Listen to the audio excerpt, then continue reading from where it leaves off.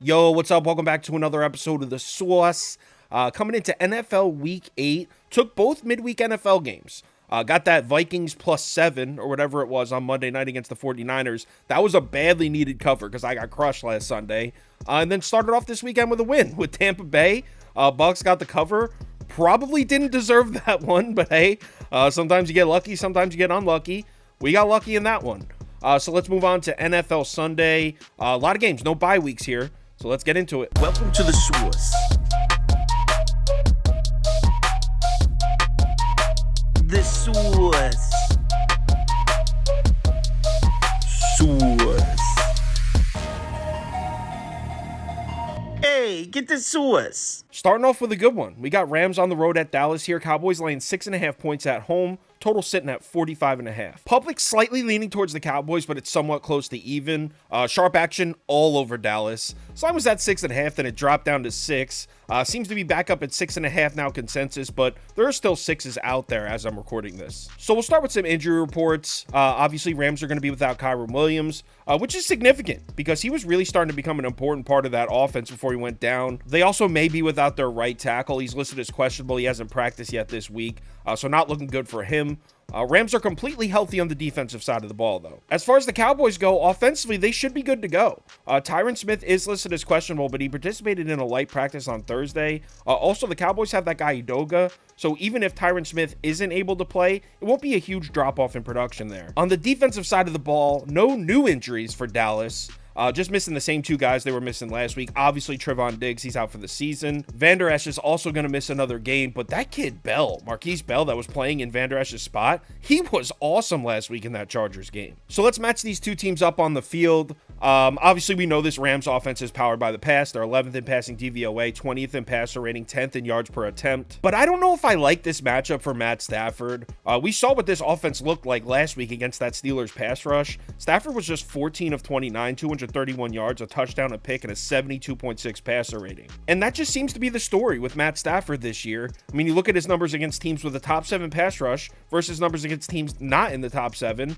Against San Francisco, Pittsburgh, and Cincinnati, all in the top 7, just 56.4% completion, 6.9 yards per attempt, 3 touchdowns, 5 picks, 68.9 passer rating. That's bad. Those are bad numbers. But in the other 4 games against Seattle, Indianapolis, Philadelphia, Arizona, teams not in the top 7 of pass rush, the numbers look a lot better. 7.9 yards per attempt, 4 touchdowns, 1 pick, and 95.1 passer rating. In case you forgot, the Dallas Cowboys have a very serious pass rush. They're 14th in adjusted sack rate, 2nd in pressure rate, 1st in QB hurry rate. Nobody's really been able to throw the ball on Dallas this year. They're 3rd in pass defense DVOA, 4th in opponent's passer rating. Stafford is not a mobile quarterback whatsoever. I think this is a really tough matchup for him. And this game's at home in Dallas, where the Cowboys defense has just been on another planet.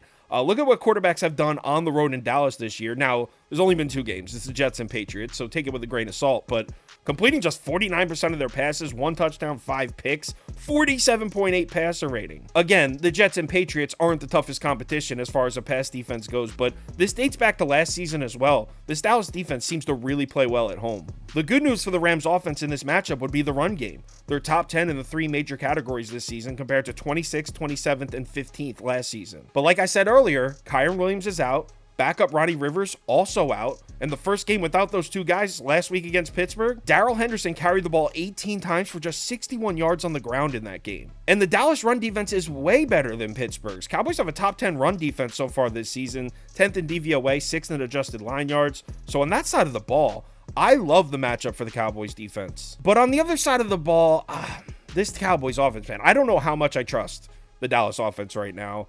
We'll start by taking a look at the Rams defensively.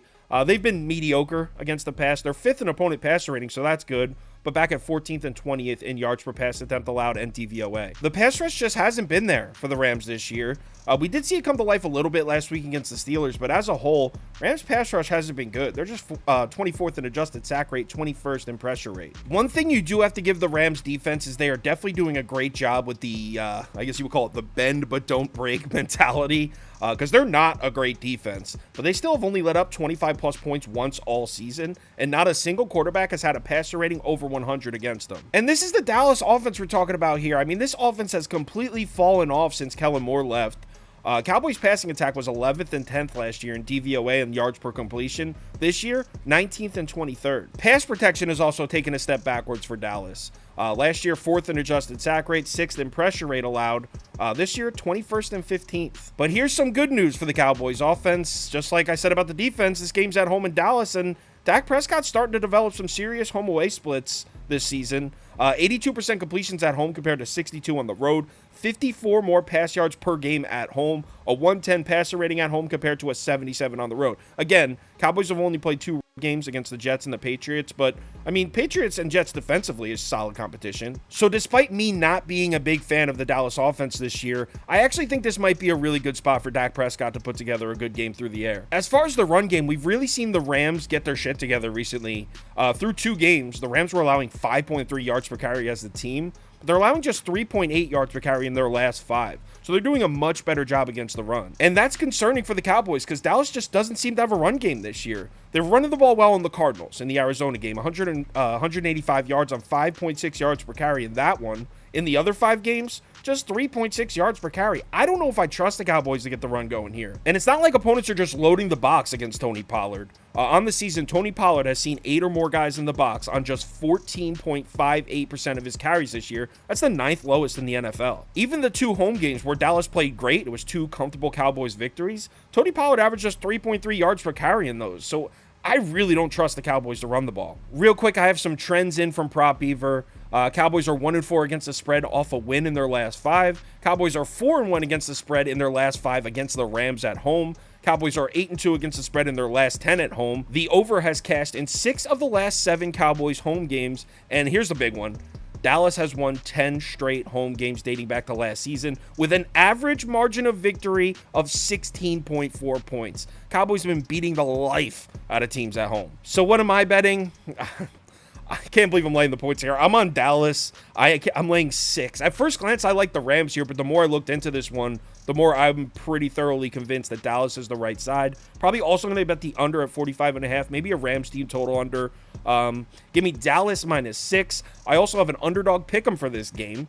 It's a 3 pick, so it pays out 6 times. Matt Stafford lower than 254.5 pass yards. Dak Prescott higher than 242.5 pass yards. CeeDee Lamb higher than 5.5 receptions. The reason for that last one is the Rams tend to sit in man coverage more than zone, and Dak Prescott and CeeDee Lamb just have a much easier time connecting and getting it going against man coverage. So that's my 3 pick. If you don't have an Underdog Fantasy account, it's available in any state highlighted in this map. So if you're in one of these states, head over to Underdog Fantasy, the website, or download the app. When you make your account, make sure you use the promo code BET, B-E-T. That'll get you a $100 deposit bonus match. So you deposit $100, they will give you a free $100 to play with next game. NFC North Division matchup here. Vikings on the road in Lambeau.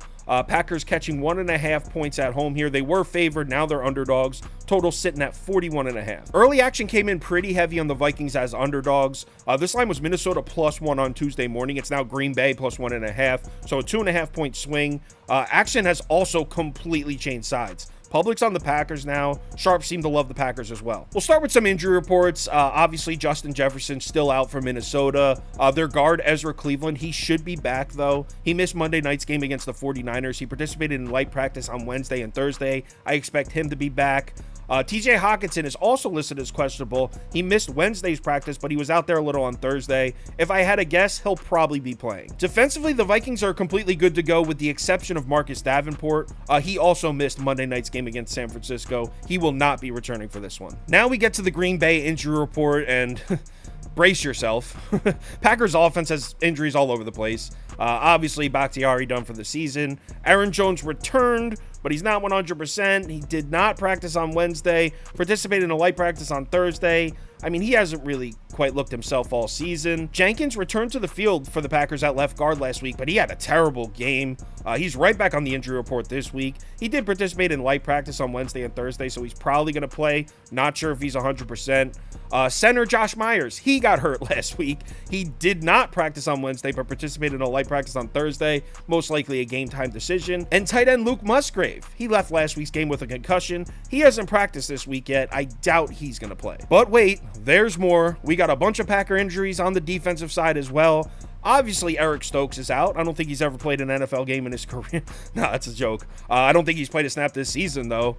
Darnell Savage has also been added to the IR. Jair Alexander practiced on Wednesday, then didn't practice on Thursday, so who knows what that means. Packers secondary is in a serious situation here. Preston Smith hasn't practiced this week yet either. Doesn't look like he's going to play. Devontae Wyatt and Devondre Campbell both practiced Wednesday and Thursday, so those two guys are most likely going to play, so there's some good news if you're a Packers fan. So let's finally match these two teams up on the field. That Packers injury report took 30 minutes. So Kirk Cousins and the Vikings coming off a huge upset win over the 49ers. Obviously, that was awesome. I needed that win bad. That Vikings +7, I needed that. Kirk Cousins just continues to produce like a top 10 quarterback. And I know turnovers have been a problem for the Vikes this year, but there's a lot of bad luck involved in that because Kirk Cousins is actually 6th as far as the lowest turnover-worthy play percentage. So Kirk Cousins is playing well. He leads the league in passing touchdowns. He's 4th in adjusted completion percentage. He's 4th in passer rating. We just saw Kirk Cousins absolutely torch the 49ers defense on prime time. 35 of 45, 378 yards, 2 touchdowns and a pick, a 107 passer rating. This was without Justin Jefferson. I know he will continue to get zero respect. For some reason, everyone has it in their minds that Kirk Cousins is trash. I've never really understood that. In that game against the 49ers, he completed 9 throws of 10 or more yards. On third downs, Kirk Cousins was 7 of 11 with 183 passing yards on third down. We do have to give a lot of the credit to the Vikings pass protection, though. He wasn't sacked once by San Francisco.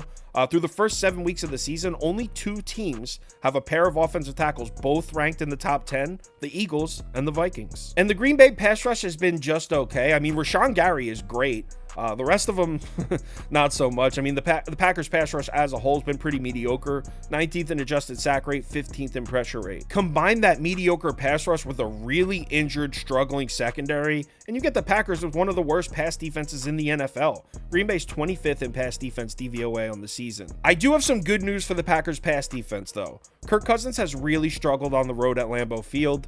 His last 3 trips there, 55.8% completions, under 200 yards per game, 3 touchdowns, 5 picks, 66.7 passer rating. I honestly don't know what to think about this matchup because we've seen such crazy variance on both sides. The Vikings rushing in weeks 3 and 4 averaged 5.63 yards per carry. In the other 5 games, just 2.98 yards per carry. And the same goes to the Packers run defense. I mean, they've gotten run on in most of their games, but both times they played a bottom half rushing attack, they actually did a pretty good job. So I really don't know what to think. I think the Vikings will run the ball a little, but I'm not going to hang my hat on it. Situational edge definitely goes to the Packers defense here.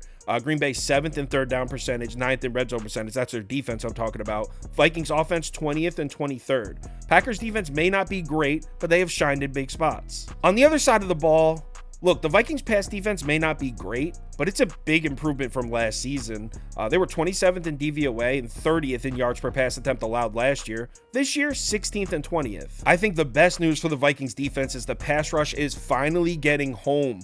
Brian Flores was sending all these blitzes, and they were off to such a slow start as far as the pass rush goes, but Daniel Hunter is really starting to heat up. Minnesota's 9th in adjusted sack rate, 19th in pressure rate. Vikings obviously lead the NFL in blitz rate at 55.4%, which is what you can expect from Brian Flores defense. Some more good news for the Vikings defense would be Jordan Love's splits against man and zone coverage. Vikings are first in the NFL in zone frequency. They run zone coverage on 73.8% of their defensive snaps. That's first. Jordan Love has been horrendous against zone coverage. Against man coverage, he's 7th in passer rating, 7th in net yards per attempt. Against zone, 31st and 30th. So that's a positive angle for the Vikings defense. A negative angle would be Jordan Love has actually done a pretty good job against the blitz, and we know Brian Flores blitzes a lot.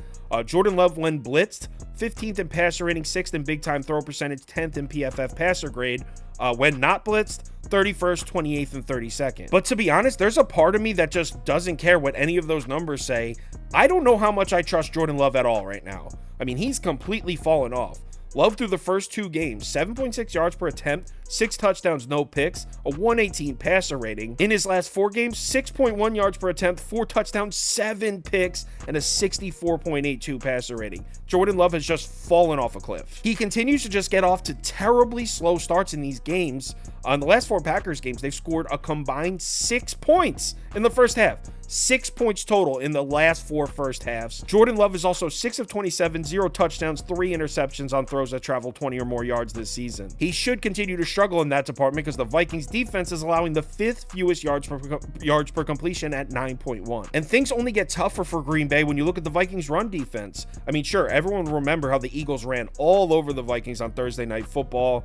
48 carries, 259 yards, 5.4 yards per carry. But look at their other 6 games. Opponents are averaging just 3.03 yards per carry on the Vikings in all their other games besides the Eagles game. Even with that Thursday Night Football short week on the road in Philly, even with that game included, the Vikings defense still sits 12th in run defense DVOA, 4th in yards per carry allowed, and 16th in adjusted line yards. We just saw the Vikings defense hold the 49ers to 65 yards rushing last week. So can the Packers get the run game going here? I mean, it really hasn't been good this year. They're 27th in rushing DVOA, 23rd in yards per carry, 22nd in adjusted line yards. Not having a healthy Aaron Jones is definitely a big part of that. He's played in 3 games. He has just 22 carries, 94 yards, 4.3 yards per carry. Aaron Jones has not gotten 10 carries in a game once this entire season. Like I said earlier, Aaron Jones did get a light practice in on Thursday, so we'll have to wait and see how many snaps, how many touches he's going to get this Sunday. This is a huge piece of information because this guy has killed Minnesota in his last 3 games against the Vikings. 236 yards on 27 carries, 8.7 yards per carry. If Aaron Jones is able to play and look like himself, might make Minnesota respect the run game a bit more, should open things up in the play action for Jordan Love, where he's actually been pretty good. Off of play action, 15th in passer rating, 10th in yards per pass attempt, 3rd in passing touchdowns. Before the bet, I do have some trends, mostly favoring Green Bay here. Packers are 14-5 straight up at home off of a loss in their last 19. Packers are 4-1 against the spread in their last 5 against the Vikings at home. Packers are 10-4 against the spread at home versus Minnesota since 2010. Packers are 4-1 against the spread in their last 5 as home dogs. Vikings are 4-0-1 against the spread in their last 5 as road favorites. So what am I betting? Man, maybe I'm the squarest dude in the world. I hate the spot. Coming off a huge upset win on a short week, going to a stadium they've historically struggled in, but this Packers team is just so bad, and Jordan Love gives me zero confidence at all. On paper, this Packers pass defense should be light work for Kirk Cousins, so I'm on the Vikings here. Like I said, super square. Green Bay's definitely the sharp side. I would imagine most sharps are taking the Packers here, but not me. Give me Minnesota -1.5 or -1, whatever you can get it at, next game. Another division rivalry here, New England on the road in Miami. Dolphins are laying 9.5 points as of right now. Total sitting at 46.5. So New England's looking like a public dog here. Public definitely on the Patriots. Money's a little closer to even, so it looks like there may be some sharps out there that like the Dolphins, but this number's been bouncing around a little bit. 9.5 seems to be where it's settling. I'm going to skip this one for now and save it for the live show Sunday morning. A lot of injury concerns on both sides here. Both Jalen Waddle and Tyreek Hill are banged up. I think both are playing, but I don't think either of them are 100%.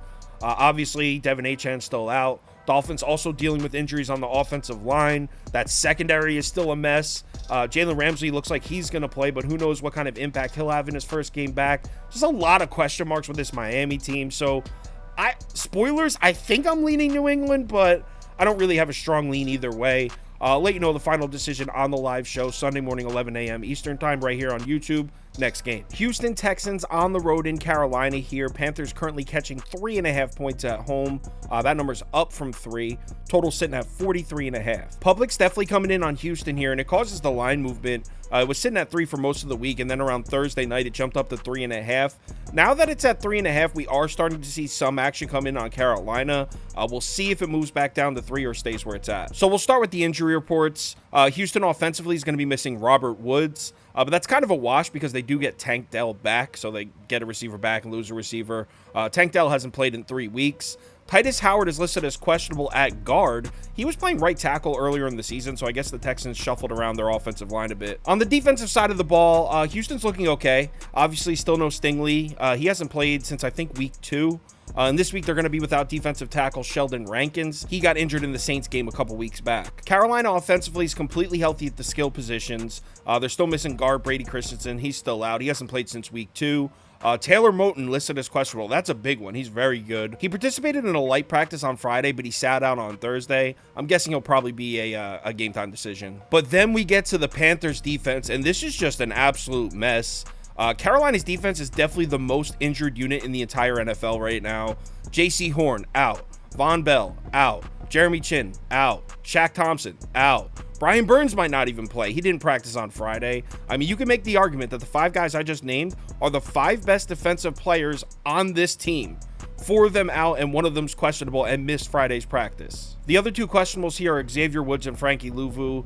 Both of them have been practicing, so I'm assuming they're both going to play, but still, this defense is an absolute mess. So how exactly do the Panthers expect to stop CJ Stroud in the Houston passing attack with most of their secondary and maybe their best pass rusher missing? Houston's got a top 5 passing attack this year, 4th in yards per attempt, 5th in DVOA. It also doesn't help that the Panthers tend to run a decent amount of zone coverage. 62.6% of Carolina's defensive snaps have been in zone this year. Against zone coverage, CJ Stroud is 4th in passer rating and 3rd in net yards per attempt. CJ Stroud has destroyed zone coverage. Now, the good news for Carolina's defense would be Houston cannot run the ball at all. 30th in yards per carry, 30th in rushing DVOA, 20th in adjusted line yards. Texans have not been able to get Dameon Pierce going this year. On the season, he's averaging just 2.9 yards per carry and has just 1 touchdown. But honestly, does that even matter? Carolina hasn't been able to stop anybody on the ground this year. This may be the worst run defense in the entire NFL. Well, probably Denver, but Carolina's a close second. Panthers are 28th in yards per carry allowed, 32nd in DVOA, 31st in rushing yards per game allowed. And now with all these injuries adding up, I don't know how we could put any trust in this unit. And then it gets even worse because the Texans' biggest weakness other than the run game this year has been scoring in the red zone. Houston's just 28th in red zone percentage this year, but Carolina's defense is terrible in the red zone. They're 31st. So even Houston's weak spots, Carolina's awful at. Now on the other side of the ball, this is where we can definitely poke some holes in the Houston team. Against the pass, they're just 23rd in yards per attempt allowed, 22nd in DVOA, 26th in passing yards allowed per game. This definitely is not a good pass defense. Just to give you an idea of how bad the Texans defense has been against the pass, we saw Desmond Ridder throw for 329 yards on them. Desmond Ridder. So then the question becomes, do you think Bryce Young and the Panthers passing attack can take advantage of it? Because they're towards the bottom of the league themselves. I mean, in fact, the Panthers passing offense is actually worse than the Texans pass defense is. Panthers are 29th in passing DVOA. We saw Bryce Young get an opportunity to show us what he can do. He played a bad Dolphins pass defense with an injured secondary. The Dolphins were banged up, and he wasn't good. I mean, he wasn't terrible, 217 yards and a touchdown at 85 passer rating, but he dropped back to pass 38 times. That's just 5.7 yards per pass attempt. In my opinion, if you like Carolina in this one, your path to covering is through the run game. Run the clock, keep CJ Stroud and that offense off the field. Carolina's run game, I mean, it hasn't really been great, though. 16th in yards per carry, all the way back at 26th in DVOA. The Texans' defense against the run has been okay, not great. I mean, 12th in yards per carry is solid, but they're all the way back at 22nd in DVOA themselves, 14th in adjusted line yards. I personally like this Houston run defense a little bit. I think they're on the rise. Their last 2 games, they held the Falcons to just 2.7 yards per carry, which was a great defensive effort. And then they held the Saints to 3.6 yards per carry. So, I mean, I don't really have a ton of faith in the Panthers establishing a run here. Look, if you didn't get a Houston bet down when it was at 3, I guess now that it's at 3.5, maybe the value has shifted back towards Carolina a bit. The Texans' defense is definitely beatable. Maybe the run game gets going for the Panthers. But overall, I just don't see it still. Houston's offense just seems way too much for Carolina to handle with all those injuries. So even at 3.5, I'll take Houston. Obviously, I would love to get a 3. We'll see. So I'll let you know in the live show what the final decision is. But worst case scenario, if I get stuck with Houston minus 3.5, I'll probably still play it. I'm on Houston. Next game. Jets on the road. Jets are not on the road. It's Jets-Giants. They play in the same stadium. Giants are catching 3 points here. Totals all the way down at 35.5. Gives you a pretty good idea of what the odds makers are expecting here. So action came in early on the Jets because this line opened at 1.5 too. It bumped it up to 3 because everyone was hammering the Jets. Since it's hit 3, the market's kind of evened out. It's looking like the public likes the Giants at 3. Money's a little closer to even. We'll start with some injury reports. Jets offensively still missing Vera Tucker at guard. I think he might be out for the season, actually. The guy who's starting in his spot, Joe Tippmann, he's also out. So the Jets are going to be rocking with the 4th guard on the depth chart in this one. Randall Cobb is also listed as questionable. He participated in a couple light practices, so he might play. I don't know how much of a factor Randall Cobb plays. He's been struggling a bit this year. This is a tweet from last week. This is just funny. I mean, I don't know this account. It's called Jet Press. Randall Cobb has the highest drop rate in the NFL, the lowest PFF run blocking grade in the NFL. He's the second worst qualified receiver according to PFF in the NFL. He's got 3 catches for 20 yards on 12 targets, despite playing in 49% of the team snaps. So I think it's safe to say that Randall Cobb being out or in wouldn't really move the needle for me here. On the defensive side of the ball, the Jets are looking pretty healthy, which is a relief. Star corners DJ Reed and Sauce Gardner are back and good to go. They may be missing their nickel, Michael Carter, but he participated in a full practice on Friday, so I assume he's good to go also. The Giants offense has injury designations all over it here, but a lot of these guys have been out and may be returning, so it's actually not nearly as bad as you think. Center and right tackle Schmitz and Neal, neither of them played last week against Washington, both most likely returning to the lineup this week. Andrew Thomas most likely going to miss another week, but he hasn't played since week 1 in the Dallas game, so he's been out. Daniel Jones is out. Obviously, we know he hasn't played in the last 2 weeks. And Darren Waller's listed as questionable, but he hasn't missed a practice this week, so I assume he's going to play. So at first glance, you look at this injury report and you're like, oh my God, the Giants offense is crushed. But actually, this is the healthiest. I mean, this is the best shape the Giants have been in 2 weeks. Giants defense has 2 question marks on it, and they're big names, Dory Jackson and Kayvon Thibodeau. Neither of them have missed a practice yet this week, so I'm assuming they're both good to go. So let's break these 2 teams down on the field. I've actually bet the Giants in back-to-back games now. I took them against Buffalo on Sunday Night Football, and then I took them again last week against Washington. The main reason behind those bets is the pass rush right here. Got off to a slow start, but the Giants pass rush is producing. Wink Martindale is sending blitzes at the 2nd highest rate in the NFL, second to only Brian Flores and the Vikings. Giants are 2nd in QB hurry rate and 7th in pressure rate. This is a good pass rush. The reason I'm starting with the Giants pass rush is Zach Wilson when pressured. I mean, Zach Wilson under pressure might be the worst thing the NFL has to offer. Zach Wilson, when pressured this year, is completing just 35.4% of his passes, which is 34th amongst qualified quarterbacks. He's averaging just 3.9 yards per pass attempt when pressured, which is 31st. This man just cannot function under pressure. Now, he has been using his legs a little more recently, but still, this is just not a guy you can trust against a good pass rush. And the Jets' offensive line has really done him 0 favors this year. Just 28th in adjusted sack rate, 24th in pressure rate allowed. So right off the bat, not loving that matchup for the Jets. The clear path to the Jets moving the chains in this one is running the football. I mean, obviously, it doesn't take a genius to figure that one out. Jets actually average 5.2 yards per carry on the season, which is 2nd in the NFL, but they're just 23rd in rushing DVOA and 24th in adjusted line yards. If you're wondering how that's possible, how the Jets are averaging 5.2 yards per carry, but are towards the back of the league when it comes to adjusted metrics, how those are measured, there's a lot of factors. Strength of schedule, but the Jets have played some tough defenses, so that's not the case here.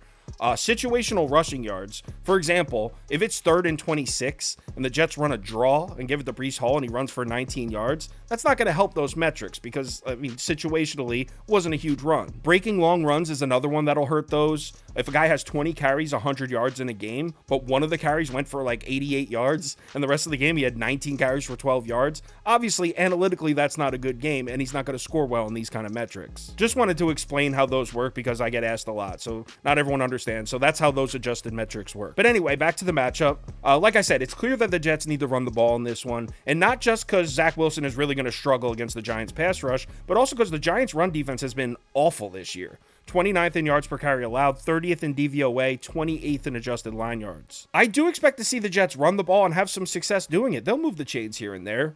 But eventually you're going to have to convert 3rd downs through the air, and I don't trust Zach Wilson to get the job done. Copy and paste everything I said about the Jets offense and say the same thing. I don't trust this Giants offense either. It's really a tough unit to get a read on because we've seen so many different versions of it. We've seen a healthy Giants, then we've seen a Giants with Daniel Jones and no Saquon missing offensive line pieces, then we've seen Tyrod Taylor with Saquon still missing offensive line pieces. It's just hard to zero in on any numbers for this offense. I think if we had to narrow it down to one constant, what's one thing we could take away that's consistent from the Giants offense that we've seen all year, it would be the poor offensive line play, in my opinion. Now, they are most likely getting 2 of their injured pieces on that offensive line back this week, so theoretically, it should be better, but the Giants offensive line was getting bullied before these guys went down with injuries also.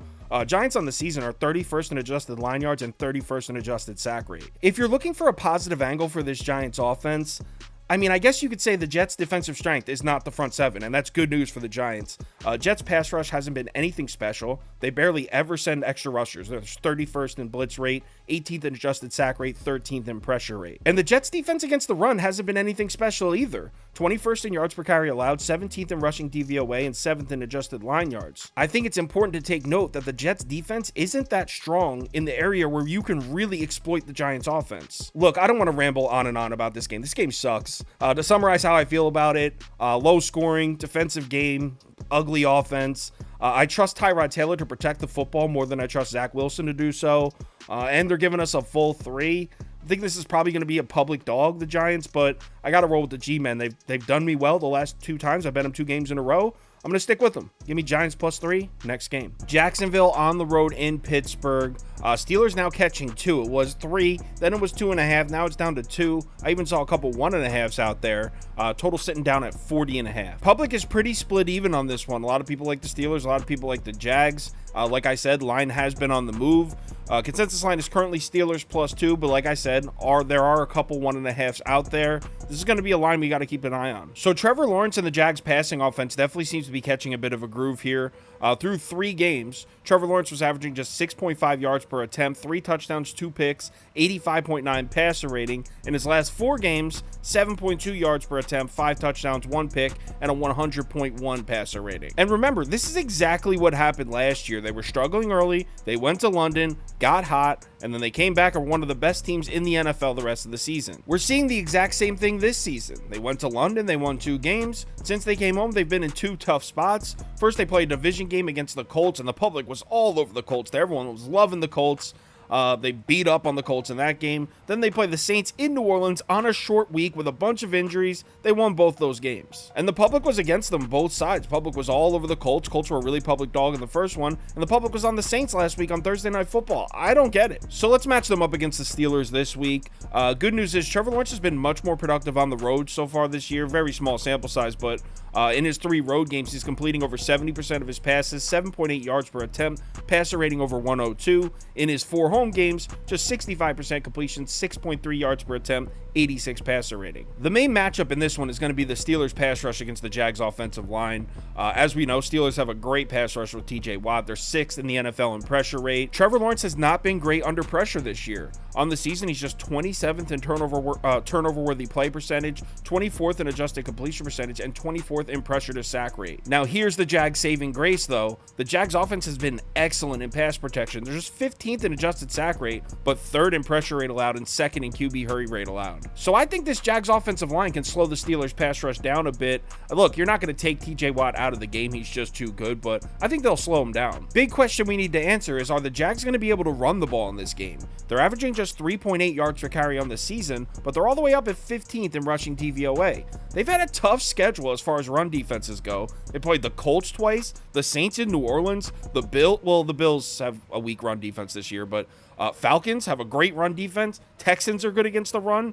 Jags haven't had many opportunities to run the ball. The Bills were basically the only bad run defense Jacksonville's seen this whole season, and Travis Etienne had 136 yards and 2 touchdowns in that game. The Steelers do not have a good run defense. On the season, they're just 19th in run defense DVOA, 27th in yards per carry allowed. They're allowing 4.7 yards per carry, 24th in adjusted line yards. Now, I'm sure a big reason for that is they've been missing Cameron Hayward in the middle of that defense. Looks like he's going to be back on the field this week, but I don't know if that all of a sudden turns the Steelers into a good run defense. I mean, he hasn't played since week 1. He hasn't played a full football game since January 8th. Him returning is huge for the Steelers defense moving forward, but it doesn't really move the needle for me in this particular matchup. I think Jacksonville's going to run the ball in Pittsburgh, and I think with that pass protection, I like the Jags to score points in this game. Now, on the other side of the ball, the Jags defense against the pass is surprisingly good recently. They got off to a slow start, but on the season, they're 6th in DVOA, 10th in opponent's passer rating. Actually, according to DVOA, the Jags have the 4th best defense in the NFL so far this year, and they're doing it without much of a pass rush. Matched up against the Steelers pass offense, I mean, obviously we know Kenny Pickett struggled this season, but he's definitely looking better recently. He had 2 brutal games to start the season against Cleveland and San Francisco. In those 2 games, just 5.9 yards per attempt, 2 touchdowns, 3 picks, 70 average passer rating. But in his last 4 games, 7.4 yards per attempt, 3 touchdowns, 1 pick, 88 passer rating. I mean, 3 touchdown passes in 4 games. These aren't exactly great numbers, but it's much better than what we saw in the first 2 games. Kenny Pickett's performance against the Rams last week is basically exactly what the Steelers need him to be. 17 to 25, 230 yards, 9.2 yards per attempt, 97 passer rating. Did he throw a touchdown pass? No, but you know what? He didn't turn the ball over. And when you got a defense like the Steelers, that's all they need them to do to win games. Now for some bad news for the Steelers defense. Jags sit in a lot of zone coverage. 64.6% of the Jags defensive snaps have been in zone. Kenny Pickett has been terrible trying to throw the ball in zone coverage. On the season against man coverage, he's 14th in passer rating, 8th in net yards per attempt. Against zone, 29th and 29th. And some more bad news for Pittsburgh's offense. We know that the Jags don't have a good pass rush, right? Well, Kenny Pickett has been amongst the worst quarterbacks in the league as far as taking advantage of a clean pocket. Look at these numbers. Kenny Pickett, when pressured, 6th in passer rating, 4th in yards per attempt, 5th in completion percentage. When not pressured, when given a clean pocket, 35th in passer rating, 30th in yards per attempt, 32nd in completion percentage. He has not been good from a clean pocket. And as far as running the ball, I don't know how he can count on this Steelers offense to get anything going on the ground here. Jags' run defense is about as good as it gets. 6th in DVOA, 3rd in adjusted line yards, 4th in yards per carry. It was the same thing last year. Jacksonville's got a great run defense. In the last 3 weeks, the Jacksonville Jaguars are allowing 2.98 yards per carry against the Colts, the Bills, and the Saints. All much better rushing teams than Pittsburgh. So there's going to be a ton of pressure on Kenny Pickett to produce here. The run game's not going to be there. I think the Jags are going to score some points. So I don't think Kenny Pickett can rely on his defense bailing him out like we've seen in previous games. There's just no way I can get to Pittsburgh here. I know it's the square side. Line is moving against me. I get it. A lot of sharps out there like Pittsburgh, but I'm against them. I'm on the square side. I like the Jags here. I said after London I was going to bet the Jags basically blindly until further notice, and it hasn't failed me yet. 2-0 since I said that, so I'm sticking with it. And also, I've bet the Steelers 5 straight weeks. 5 straight weeks I've bet Pittsburgh. I'm 4 in one of those games. It's time. It's time to fade them. Give me the Jags -2, or you know what? There's a 1.5 out there. Give me the Jags -1.5. Wish I had time to go through some more games, so that's all the time I have. It's well after midnight now. But Sunday morning, 11 a.m., we'll go through all the games on the slate like we always do. So if you're able to make it, we'd love to see you in the comments. Let's have ourselves a good weekend here, NFL Week 8. Remember to bet responsibly. And, oh, by the way, if you want to join the Discord, it's on the homepage of KyleKirms.com. So I'll talk to you in there. Later.